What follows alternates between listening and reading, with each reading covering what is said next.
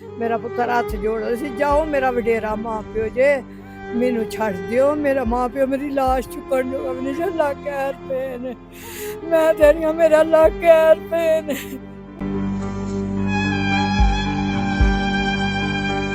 ਨਾਲ ਹੀ ਉਹਨਾਂ ਕਈ ਮਾਰੀ ਏ, ਉਹ ਡਿੱਗ ਪਿਆ ਵੇ। ਅੱਛਾ, ਕਈ ਕਿੱਥੇ ਵੱਜੀ ਉਹਨਾਂ ਦੇ? ਦਿਮਾਗ ਦੇ ਵਿੱਚ ਇੱਥੇ ਵੱਜੀ। ਅੱਛਾ, ਸਿੱਧੀ ਕਈ ਉਹਨਾਂ ਦੇ ਦਿਮਾਗ 'ਚ ਮਾਰ ਦਿੱਤੀ ਉਹਨੇ? ਦਿਮਾਗ 'ਚ ਮਾਰਦੇ ਨਾਲ ਅੱਖ ਵੀ ਆ ਜਿਹੜੀ ਨਾਲ ਹੀ ਜ਼ਾਇਆ ਹੋ ਗਈ ਆ। ਅੱਖ ਵੀ ਜ਼ਾਇਆ ਹੋ ਗਈ ਨਾਲ? ਹਾਂ, 3 ਦਿਨ ਹੋ ਗਏ ਨੇ ਫੋਤ ਹੋ ਗਿਆ ਸਾਨੂੰ, ਇਨਸਾਫ ਨੇ ਜੇ ਮਿਲਿਆ ਸਾ। ਮੇਰੇ ਛੋਟੇ ਛੋਟੇ 4 ਬੱਚੇ ਨੇ, 2 ਬੇਟੀਆਂ 2 ਬੇਟੇ ਨੇ, ਤੇ ਮੇਰੇ ਕਿਸੇ ਨੇ ਇਨਸਾਫ ਕੀਤਾ। ਕਈ ਦਾ ਵਾਰ ਕਰਕੇ ਨਾ ਤੇ ਉਹਨੂੰ ਇੱਥੇ ਜਿਹੜਾ ਨਾ ਇਸੇ ਜਗ੍ਹਾ ਦੇ ਉੱਤੇ ਜਿਹੜਾ ਨਾ ਅੱਛਾ, ਕਿੱਥੇ ਸੁੱਟਿਆ ਸੀ? ਇੱਥੇ ਬਿਲਕੁਲ ਇਸ ਜਗ੍ਹਾ ਦੇ ਅੱਛਾ, ਮੌਕੇ जुलम बेबहा कीता ने, तो बाद जुलम नहीं मैं पाकिस्तान चाहता वेखिया। प्रोग्राम सच के साथ। अस्सलाम वालेकुम नाज़रीन, मैं हूं आपका मेज़बान सज्जाद अली और आप देख रहे हैं प्रोग्राम सच के साथ। नाज़रीन, 24/10 को थाना फ्लोरा जो सियालकोट की हदूद में गांव है चौड़ बाजवा, जहां पर एक बहुत बड़ा सानिया पेश है। मामूली ज़मीन के तनाज़ा पर इफ्तिखार नामी शख्स को बेदर्दी के साथ कत्ल कर दिया गया। आइए, ये कत्ल कैसे हुआ, कौन लोग हैं, किन्होंने ये कत्ल किया, आइए मेरे साथ इस टाइम पर मकतूल के भाई हैं, उनसे पूछते हैं कि ये वाक़या कैसे पेश आया। अस्सलाम वालेकुम जी। वालेकुम सलाम। की नाम है जी? सरफराज है। सरफराज साहब की कर दियो? मैं पहले रेंजर की जॉब की, रिटायरमेंट आया हूँ। रेंजर च रिटायर हो जी। वालिद साहब ਦਾ ਪਤਾ ਚੱਲਿਆ ਕਿ ਉਹ ਵੀ ਸਾਨੂੰ 1971 ਸ਼ਹੀਦ ਹੋਏ। 1971 ਦੇ ਵਿੱਚ ਤੁਹਾਡੇ ਵਾਲਿਦ ਸਾਹਿਬ 1971 ਦੀ ਜੰਗ ਦੇ ਵਿੱਚ ਆਰਮੀ 'ਚ ਸਨ, ਉਹ ਸ਼ਹੀਦ ਹੋਏ? ਆਰਮੀ 2 ਫੀਲਡ ਵਿੱਚ। 2 ਫੀਲਡ ਤੋਂ ਸ਼ਹੀਦ ਹੋਏ ਨੇ? ਹਾਂਜੀ। ਅੱਛਾ, ਇਫਤਿਖਾਰ ਨੂੰ ਕਿਉਂ ਮਾਰਿਆ? ਕੌਣ ਲੋਕ ਨੇ ਜਿਨ੍ਹਾਂ ਨੇ ਕਤਲ ਕਰ ਦਿੱਤਾ? ਇਹ ਤਾਜ਼ਾਦ ਭਾਈ ਸਨ। ਤਾਜ਼ਾਦ ਭਾਈ ਨੇ? ਹਾਂਜੀ। ਅਸਾਂ ਦੇ ਕੋਈ ਇਹਨਾਂ ਨਾਲ ਅੱਜ ਦਿਨ ਤੱਕ ਨਹੀਂ ਕੀਤੀ ਕਿ ਆਪਣੇ ਨੇ ਸਾਡੇ ਨਾਲ ਇਹ ਜ਼ਿਆਦਤੀਆਂ ਹੁੰਦੀਆਂ ਆਈਆਂ ਨੇ ਸ਼ੁਰੂ ਤੋਂ, ਤੇ ਇਹਨਾਂ ਨੂੰ ਅਸੀਂ ਆਪਣੇ ਹੀ ਅਪਣਾਉਂਦੇ ਰਹੇ ਹਾਂ, ਤੇ ਉਹਨਾਂ ਮੇਰਾ ਭਾਈ ਕਤਲ ਕਰ ਦਿੱਤਾ। ਕਿਸ ਵਜ੍ਹਾ ਤੋਂ ਕੀਤਾ? ਕੀ ਮਾਮਲਾ ਕੀ ਸੀ? ਇਹ ਜ਼ਮੀਨ ਦੇ ਸੀ, ਉਹ ਕੇਸ 'ਤੇ ਚੱਲਦੇ ਨੇ ਅਦਾਲਤੀ। ਅਸਾਂ ਕਿ ਭਈ ਅਦਾਲਤ ਨੂੰ ਫੇਸ ਕਰੋ, ਅਦਾਲਤ ਜਿਹਨੂੰ ਦੇਗੀ ਤੁਸੀਂ ਲੈ ਲਿਓ। ਜਿਵੇਂ ਸਾਨੂੰ ਜਿਹੜੀ ਤਕਸੀਮ ਹੋਈ ਸੀ, ਤਕਸੀਮ ਦੇ ਵਿੱਚ ਜਿਹੜੀ ਜ਼ਮੀਨ ਇਹਨਾਂ ਛੱਡੀ ਸੀ ਉਹ ਦੋਵਾਂ ਭਾਈਆਂ ਅਸਾਂ ਕਾਸ਼ਤ ਕਰ ਲਈ ਸੀ। ਉਸ ਤੋਂ ਇਲਾਵਾ ਕੋਈ ਸਾਡਾ ਇਹਨਾਂ ਤਰ੍ਹਾਂ ਦਾ ਇਹਨਾਂ ਦੀ ਫੌਤਗੀ ਹੋਈ ਹੈ, ਉਹਦੇ ਵਿੱਚ ਵੀ ਖਾਣਾ ਪਕਾਣਾ ਜੋ ਕੁਝ ਵੀ ਆਏ ਅਸਾਂ ਹੀ ਕੀਤਾ। ਅੱਛਾ, ਜਿਸ ਦੌਰਾਨ ਤੁਹਾਡਾ ਦੀਵਾਨੀ ਇਹਨਾਂ ਨਾਲ ਕੇਸ ਚੱਲਦਾ ਰਿਹਾ ਸਿਵਲ ਕੋਰਟ ਦੇ ਅੰਦਰ, ਇਹਨਾਂ ਦੀ ਫੌਤਗੀ ਤੇ ਖਾਣਾ ਵੀ ਤੁਸੀਂ ਪਕਾਇਆ ਸੀ? ਬਿਲਕੁਲ ਅਸਾਂ ਪਕਾਇਆ। ਅੱਛਾ, ਮਤਲਬ ਕਿ ਤੁਹਾਡਾ ਕੋਈ ਰੰਜਿਸ਼, ਕੋਈ ਝਗੜਾ ਕਦੀ ਕਿਸੇ ਕਿਸਮ ਦਾ ਨਹੀਂ ਸੀ? ਅਸਾਂ ਦੇ ਕੋਈ ਨਹੀਂ ਲਿਆਂਦੀ ਰੰਜਿਸ਼। ਅਸੀਂ ਇਹ ਆਂਦੇ ਰਹੇ ਆਪਸ ਵਿੱਚ ਰਹਿੰਦੇ ਸੀ, ਲੇਕਿਨ ਇਹਨਾਂ ਪਤਾ ਨਹੀਂ ਕੀ ਨਾ ਰੱਖ ਕੇ ਤੇ ਹਮਲਾ ਬੋਲ ਦਿੱਤਾ। ਮੁਜਰੀ ਕਟਾਈ ਕਰਨਗੇ, ਇਹਨਾਂ ਸਾਡੇ ਤੇ ਹਮਲਾ ਬੋਲ ਦਿੱਤਾ, ਨਾ ਬੀਬੀਆਂ ਨੂੰ ਮਾਫ ਕੀਤਾ, ਤੇ ਕੱਸੀ ਦੇ ਨਾਲ ਮਾਰ ਕੇ ਤੇ ਮੇਰਾ ਭਾਈ ਕਿਹਦਾ ਕਤਲ ਕਰ ਦਿੱਤਾ। ਲਿਹਾਜ਼ਾ ਮੈਂ DPO ਸਾਹਿਬ ਦੇ ਅੱਗੇ ਅਪੀਲ ਕਰਨਾ ਕਿ ਸਾਨੂੰ ਇਨਸਾਫ ਚਾਹੀਦਾ। ਪੁਲਿਸ ਸਾਡੇ ਨਾਲ ਕਾਪਰੇਟ ਕਰਦੀ ਹੈ, ਲੇਕਿਨ ਬਾਲਾ ਅਫਸਰ ਜਿਹੜੇ ਨੇ ਉੱਪਰ, ਉਹਨਾਂ ਤੱਕ ਅਸੀਂ ਇਹ ਗੱਲ ਪਹੁੰਚਾਉਣੀ ਚਾਹੁੰਦੇ ਹਾਂ ਕਿ ਸਾਡੀ ਹੈਲਪ ਕੀਤੀ ਜਾਏ ਔਰ ਸਾਡੀ ਹੱਕਦਾਰੀ ਕੀਤੀ ਜਾਏ ਕਿ ਸਾਨੂੰ ਇਹਦਾ ਕਤਲ ਦਾ ਬਦਲਾ ਕਤਲ ਲੈ ਕੇ ਦਿੱਤਾ ਜਾਏ, ਤੇ जल्दी तो जल्दी मुलजम जो गिरफ्तार कराया जाए। जी नाज़रीन, मेरे साथ मकतूल इफ्तिखार के भाई जो रेंजर के रिटायर हैं, जिन्होंने अपनी खिदमात मुल्क पाकिस्तान के लिए दी और रिटायर होकर वापस अपने घर आए, और इनके जो वालिद साहब हैं, जो मकतूल के वालिद साहब हैं, 1971 की जंग अजीम में जिन्होंने जामे शहादत नोश किया, ठीक है, 2 फील्ड के वो जो जवान थे जो शहादत लेकर जो है वो अपने घर लौटे, और ये एक शहीद का घर है जिस पे आज जुल्म और बर्बरियत की ये दास्तान लिखी गई। ये उस शहीद के बच्चे हैं जिसने इस मुल्क के लिए अपनी जान का नजराना पेश किया। मेरे साथ उसके भाई थे, उनकी भी आपने बात सुनी है। आइए अब हम आपको इस घर की उन खवातीन के पास लेकर चलते हैं जिन पर जुल्म के पहाड़ टूटे, जो अपने भाई की जिंदगी बचाने के लिए, जिंदगी बचाने की गर्ज से जो आगे बढ़ी। उन्होंने, जो इनके चचाजाद भाई थे, उन्होंने ना तो औरत का तकद्दस देखा और ना किसी रिश्ते का एहतराम किया। जो सामने आया उस पर वार किया, किसी का बाजू तोड़ दिया तो किसी की टांग तोड़ दी। औरतों को भी शदीद जख्मी करने के बाद भी जब उनका दिल ना भरा तो दन दनाते हुए, ललकारते हुए अपने जुल्म के ऊपर जो है वो डटे हुए यहाँ से वो बेदर्दी के साथ सबको जख्मी करके और एक को कत्ल करके यहाँ से बड़ी आसानी से फरार हो गए। और जो मरकजी है वो बताया जाता है कि उसी दिन उसने अपनी टिकट भी करवाई हुई थी बैरून मुल्क की, जो ये वारदात करते ही सीधा घर गया और उसने टैक्सी पकड़ी और एयरपोर्ट से बैरून मुल्क रवाना हो गया। तो नाज़रीन चलें हम आपको लेकर चलते हैं इफ्तिखार की बेवा के पास, उनके बहनों के पास, उनकी वालदा के पास, सुनते हैं कि वो इस बारे में क्या कहते हैं और वो हुकूमत वक्त से क्या अपील करते हैं। जी मेरे नाल इस टाइम मकतूल इफ्तिखार दी बेवा ने, जिन्होंने बेवा लफ्ज़ कहन लग्या, इस टाइम दिल बहुत परेशान है कि किसी दा बीमारी नाल चला जाए ਉਹਦਾ दुख होर हुंदा है, कोई हादसा हो जाए ਉਹਦਾ दुख होर हुंदा है, ते किसी दा नाहक कतल हो जाए ਉਹਦਾ दुख किन्ना गुए। मेरे नाल इस टाइम मकतूल दी बेवा ने, उन्होंने पुछने आ जिन्हां दे सिर दा साईं चला गया है, ये मामला किस तरह पेश आया है और कौन लोग ने क्यों मारिया, किस तरह मारिया, और इन्हां कोल पुछने आ। अस्सलाम वालेकुम। वालेकुम सलाम। की वाकया पेश आया है, कौन लोग ने जिन्हां ने एडा जुल्म कीता है? ਇਹਨਾਂ ਦੇ ਆਪਣੇ ਜਿਹੜੇ ਨੇ ਨਾ ਤਾਏ ਦੇ ਬੇਟੇ ਨੇ, ਉਹਨਾਂ ਨੇ ਨਾ ਇਹਨਾਂ ਇਹ ਛਡਾਣ ਗਏ ਨੇ, ਲੜਦੇ ਨੇ ਪਏ ਜ਼ਮੀਨ ਦੀ ਵਜ੍ਹਾ ਤੋਂ ਰਾਹ ਤੋਂ, ਤੇ ਕਹਿੰਦੇ ਨੇ ਵੀ ਨਾ ਪਾਓ ਰਾਹ, ਇਹ ਮੁੰਜੀ ਵੱਢ ਲੈਂਦੋ ਤੇ ਫਿਰ ਅਸੀਂ ਤੁਹਾਨੂੰ ਰਾਹ ਦੇ ਦਾਂਗੇ ਤੇ ਤੁਸੀਂ ਨਾ ਪਾ ਲਿਓ।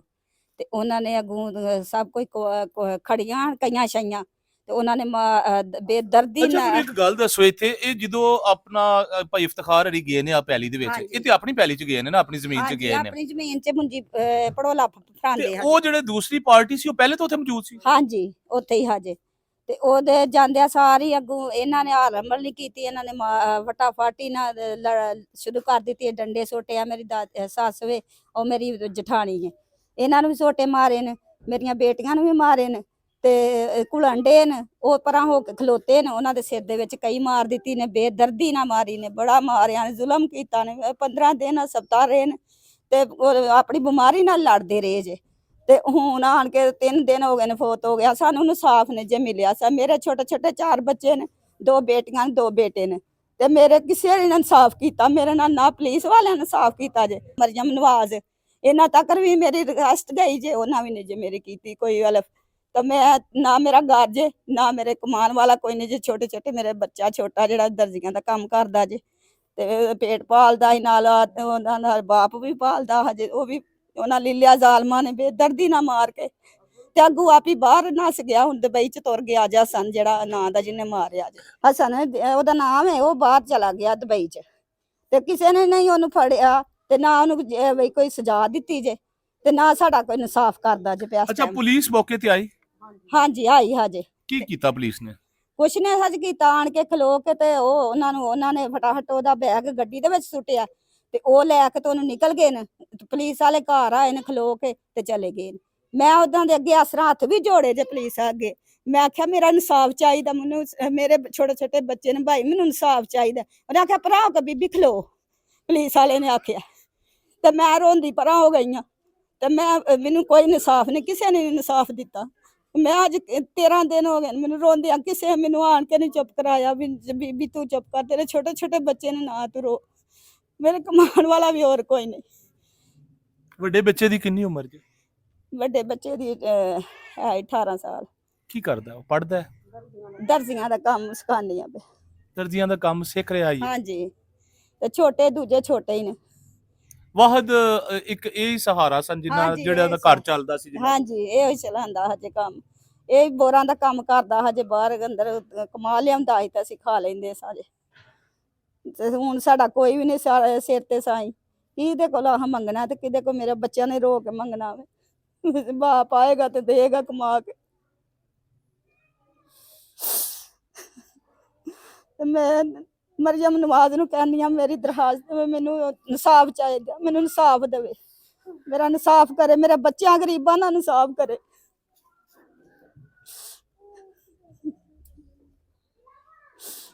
ਉਹਨੇ ਆਪਣੇ ਹੱਥ ਖੜੇ ਕੀਤੇ ਨੇ, ਖਲੋ ਜੋ, ਬਹਿ ਕੇ ਮੁੱਕ ਜੋ। ਇਹਨਾਂ ਬੜਾ ਸਖਤ ਮਾਰਿਆ ਬੇਦਰਦੀ ਨਾਲ, ਉੱਥੇ ਉਹ ਡਿੱਗ ਪਿਆ, ਉੱਥੇ ਉਹਦਾ ਪਿਸ਼ਾਬ ਨਿਕਲ ਗਿਆ, ਉੱਥੇ ਉਹਦਾ ਪਖਾਨਾ ਨਿਕਲ ਗਿਆ।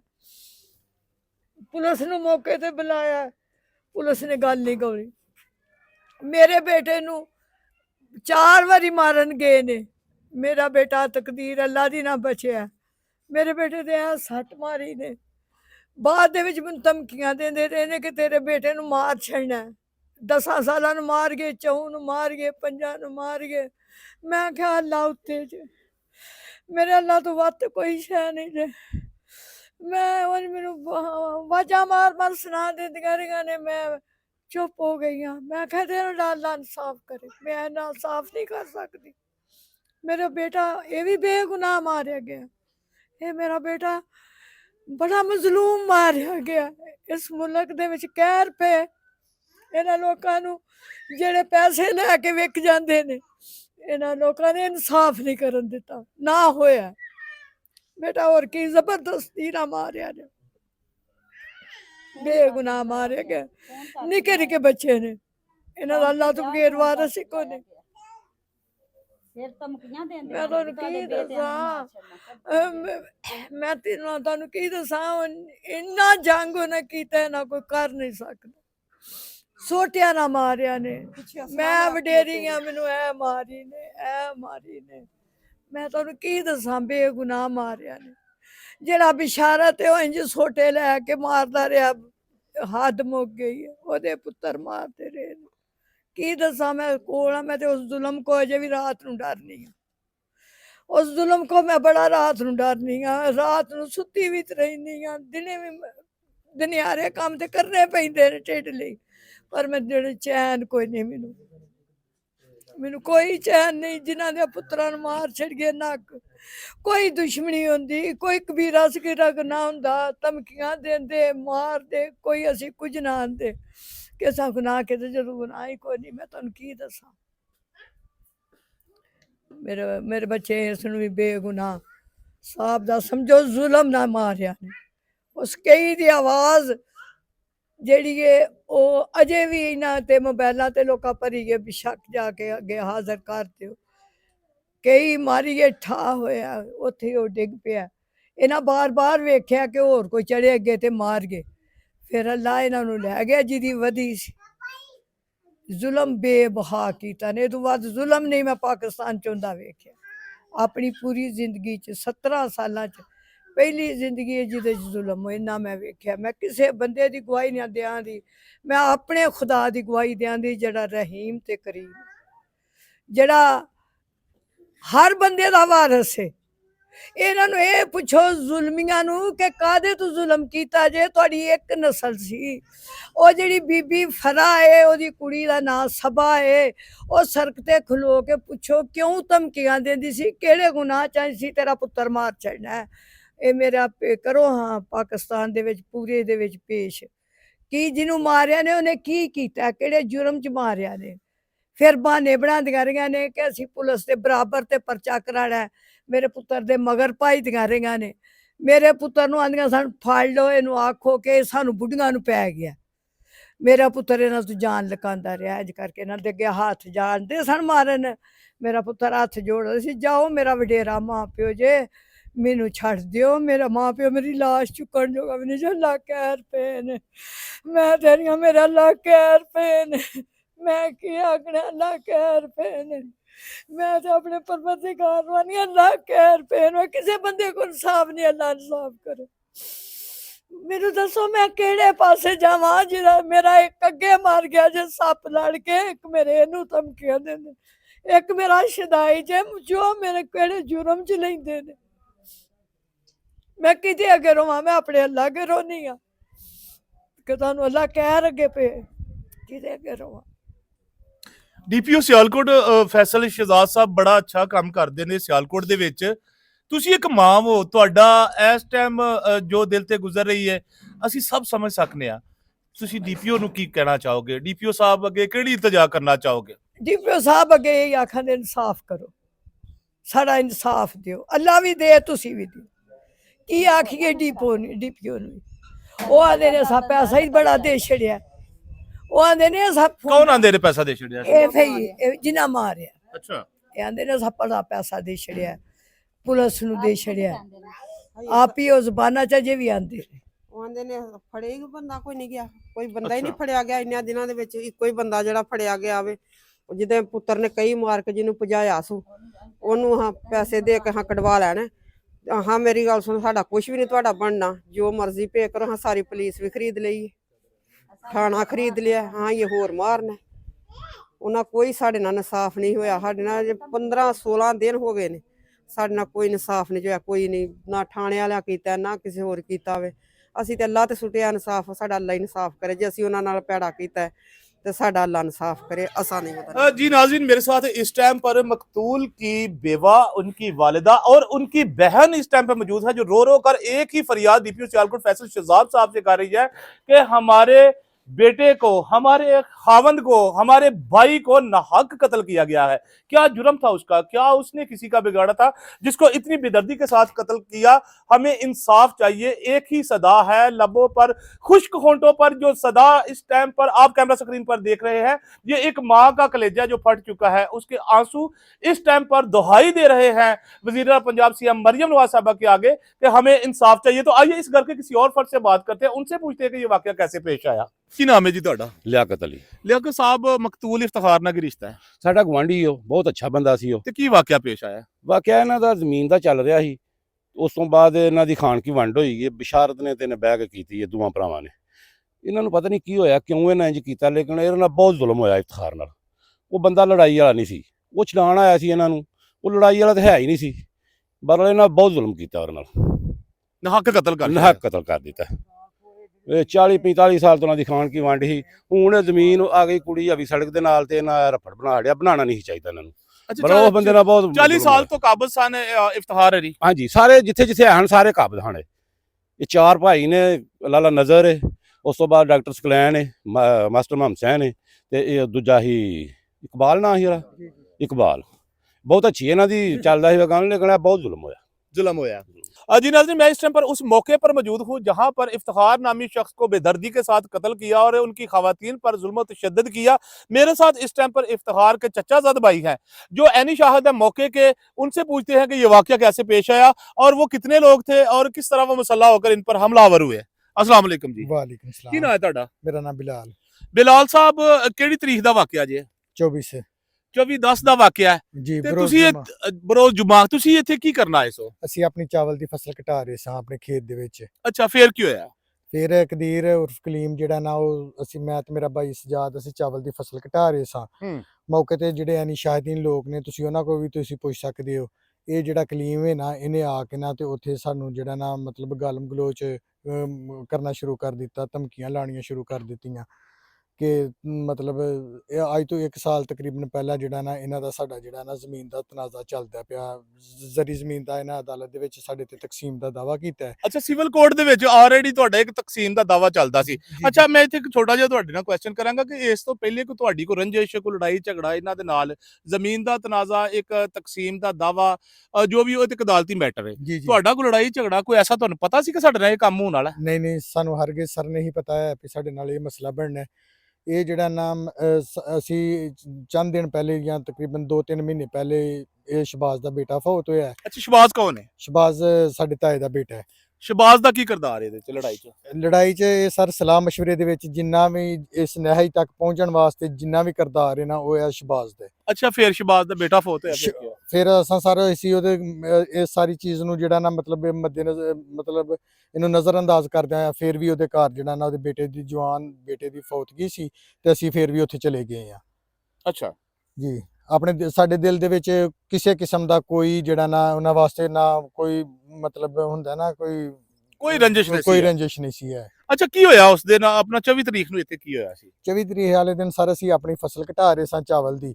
ਇਹਨਾਂ ਸਾਰਿਆਂ ਸ਼ਬਾਜ਼ ਹੋ ਗਿਆ, ਜ਼ਿਆ, ਉਮਰ, ਉਸ ਤੋਂ ਇਲਾਵਾ ਜਿਹੜਾ ਇਹ ਅਹਿਮਦ, ਕਦੀਰ ਤੇ ਬਿਸ਼ਾਰਤ ਔਰ ਇਹਦਾ ਬੇਟਾ ਜਿਹੜਾ ਇਹ ਹਸਨ, ਇਹਨਾਂ ਸਾਰੇ ਕੋਈ ਪਲੈਨਿੰਗ ਬਣਾਈ ਸੀ ਮਤਲਬ ਲੜਾਈ ਝਗੜੇ ਦੀ।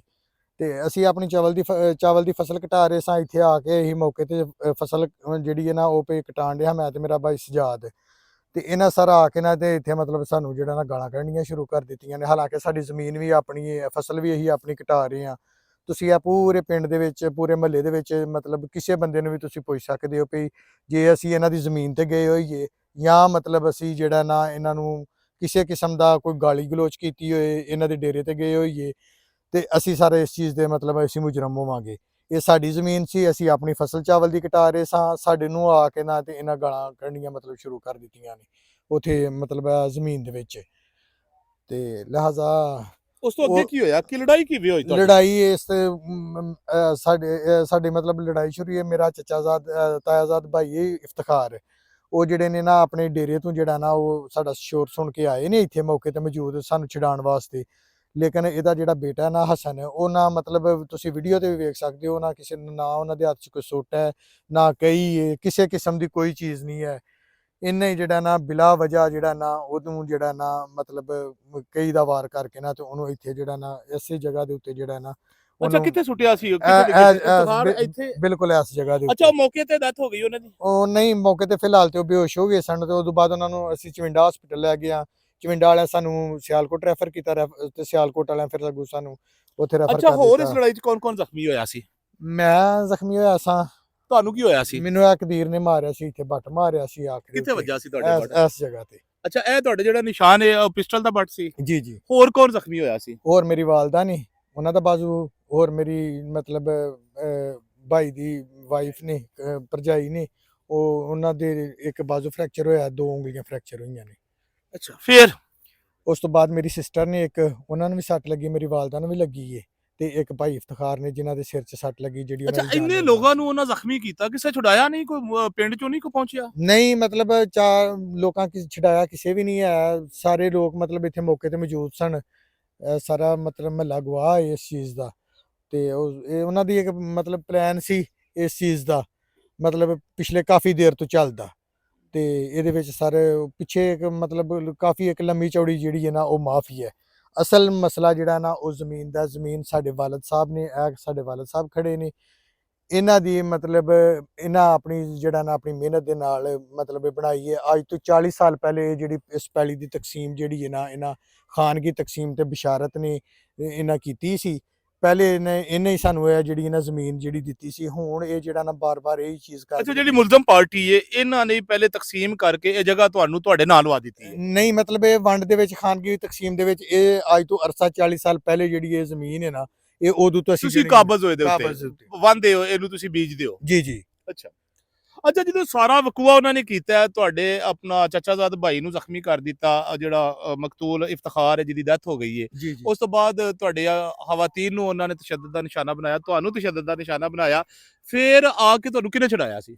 ਸਾਨੂੰ ਕਿਸੇ ਵੀ ਨਹੀਂ, ਸਾਡਾ ਜੀ ਭਾਈ ਜਿਹੜੇ ਨੇ ਇੱਥੇ ਜਦੋਂ ਉਹਨੇ ਸੱਟ ਮਾਰੀ ਹੈ ਉਹਨੂੰ ਮਤਲਬ ਸਿਰ ਤੇ ਕਹੀ ਦੀ, ਉਹ ਡਿੱਗ ਪਏ ਨੇ। ਫਿਰ ਅਸੀਂ ਮੈਨੂੰ ਇੱਥੇ ਸੱਟ ਲੱਗੀ ਸੀ ਅੱਖ ਦੇ ਉੱਪਰ, ਤੇ ਫਿਰ ਅਸੀਂ ਉਹਨਾਂ ਨੂੰ ਲੈ ਕੇ ਹਸਪੀਟਲ ਟੁਰ ਗਏ ਸਾਂ। ਸਾਨੂੰ ਛਡਾਇਆ ਕਿਸੇ ਵੀ ਨਹੀਂ। ਕੀ ਕਹਿਣਾ ਚਾਹੋਗੇ ਇੰਤਜ਼ਾਮੀਆਂ ਨੂੰ? ਇੰਤਜ਼ਾਮੀਆਂ ਨੂੰ ਅਸੀਂ ਸਾਡੀ ਰਿਕੁਐਸਟ ਹੈ ਡੀਪੀਓ ਸਿਆਲਕੋਟ ਸਾਹਿਬ ਨੂੰ, ਔਰ ਉਸ ਤੋਂ ਬਾਅਦ ਸਾਡੀ ਆਈਜੀ ਪੰਜਾਬ ਔਰ ਵਜ਼ੀਰ ਆਲਾ ਪੰਜਾਬ ਅੱਗੇ ਰਿਕੁਐਸਟ ਹੈ ਕਿ ਸਾਨੂੰ ਜਿਹੜੇ ਭਾਈ ਇਫਤਖਾਰ ਹੈ ਉਹਦੇ ਛੋਟੇ ਛੋਟੇ ਬੱਚੇ ਨੇ ਤੇ ਉਹਨਾਂ ਨੂੰ ਇਨਸਾਫ ਦਿੱਤਾ ਜਾਏ, और ਜਿਹੜਾ मुलजमान है इन्हों कैफरे करतार तक पहुँचाया जाए। जी नाज़रीन, मेरे साथ इस टाइम पर मकतूल इफ्तिखार के चचाजाद भाई थे जिन्होंने मुकम्मल दास्तान सुनाई कि इस झगड़े की वजह क्या थी। मामूली ज़मीन के टुकड़े पर जहाँ पर मैं इस टाइम पर खड़ा हूँ यही वो जाए वकुआ है जहाँ पर इफ्तिखार को कई के वार से जो है इस तरह ज़ख्मी किया गया, जो ज़ख्मों की ताब ना लाते हुए हॉस्पिटल में ज़िंदगी की बाजी हार गया। और इस टाइम पर इफ्तिखार और इनके अहले खाना का एक ही मुतालबा है इंतज़ामिया से कि हमारे भाई को बेदर्दी के साथ कत्ल करने वालों को और हमारी खवातीन को ज़ख्मी करने वालों को जो है वो सख्त से सख्त सज़ा दिलवाई जाए और इनको कैफरे किरदार तक पहुँचाया जाए ताकि हमें और हमारे अहले खाना को इंसाफ मिल सके। तो यहाँ पर मैं बात करूँगा CCD जो DG सहेल जफर चट्ठा साहब है कि जनाबे वाला हम चोरों डाकुओं पर तो हमने काबू पा लिया, बहुत सारे जो है चोरों डाकुओं को नथ डाल दी, बहुत बड़े बड़े किरदारों को जो है वो जमीन दोज कर दिया गया, डकैतियों पे बहुत हद तक जो है वो कमी आ गई है। लेकिन जो इस तरह के जो वाक़या करते हैं, जो इस तरह के सानिहा करते हैं, जो लोग जमीन के मामूली टुकड़ों पर इतनी बड़ी रंजिश बनाकर एक दूसरे को कत्ल कर देते हैं, जनाबे वाला इनके लिए भी जो है वो बहुत सख्त इकदामात होने चाहिए कि ऐसे लोगों को इबरत का निशान बनाना चाहिए ताकि कोई भी इस तरह का सानिया पेश ना आए, कोई औरत बेवा ना हो, कोई बच्चे यतीम ना हो, और ये मुल्क पाकिस्तान जो है ये एक अमन का गहवारा बने। ये मुल्क पाकिस्तान ला इलाहा इल्लल्लाह मुहम्मद रसूलुल्लाह कलमे की बुनियाद पर बना मुल्क था। ये मुल्क हमारे जो कायदीन हैं जिन्होंने कुर्बानियां देकर इस मुल्क को वजूद में लाया, आज इस मुल्क का हाल देखकर, इसके हालात देखकर दिल खून के आंसू रोता है। मैं एज एक मीडिया पर्सन ये मैं अपने मुल्क पाकिस्तान का एक सिटीजन होने के नाते मैं ये रिक्वेस्ट करता हूं सीसीडी से और पंजाब पुलिस के आईजी जो डॉक्टर उस्मान अनवर साहब है, जनाबे वाला ऐसे मुकदमात जो होते हैं इन पे सख्त से सख्त नोटिस लिया जाए ताकि आइंदा कोई किसी के साथ इतना बड़ा जुल्म ना करे। इसी के साथ अपने मेजबान सजाद अली को इजाजत दीजिएगा। अल्लाह निगहबान।